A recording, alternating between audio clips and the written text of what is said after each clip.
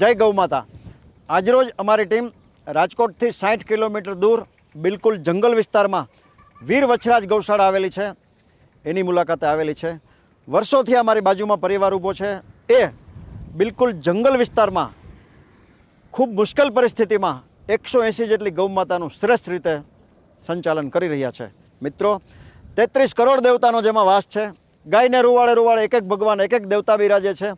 આ જ બધી ગૌ માતાના ઘી, દૂધ, છાશ, માખણ કે અન્ય ગૌ પ્રોડક્ટ ખાઈને જ આપણે અને આપણો પરિવાર મોટા થયા છીએ।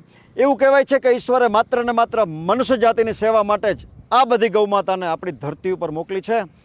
આવી આ વિશ્વની માતા, કામધેનુ સમાન ગૌ માતા આજે ઠેર ઠેર બેહાલ પરિસ્થિતિમાં પોતાના દુઃખભર્યા દિવસો વિતાવી રહી છે। ગામડે ગામડે આ બધી ગૌ માતા પોતાનું પેટ ભરવા માટે ક્યાંય કચરાનો ઢગલો ફપોસતી હોય છે, પીવાના પાણી માટે ગટરમાં મોઢું નાખતી હોય છે, કે કાગળ, કચરો કે અન્ય અખાદ્ય પદાર્થ ખાઈને પોતાનું જીવન ગુજારવા મજબૂર બની છે।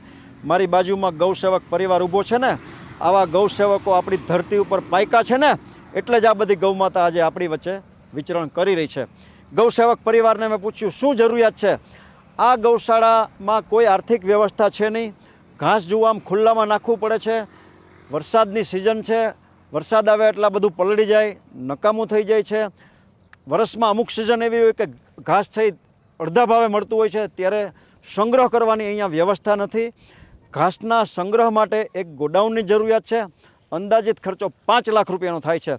જે કોઈ ભામાશાને, જે કોઈ સમાજના શ્રેષ્ઠીઓને, ગૌપ્રેમી મિત્રોને આપણી માના ખોરાકના સંગ્રહ માટે, આ ગોડાઉન માટે અનુદાન કરવાની ભાવના હોય, પોતાની લક્ષ્મીનું શ્રીદાન આ બધી ગૌ માતા માટે કરી ઈશ્વરના અને ગૌ માતાના અનન્ય આશીર્વાદ પ્રાપ્ત કરવાની ભાવના હોય તો અમારો સંપર્ક કરી શકો છો। Mobile number 9825077306। જરૂરી નથી એક જ દાતા આગળ આવે, આ 50,000 લાખ 2 લાખ આપી સહયોગી દાતા બની શકો છો।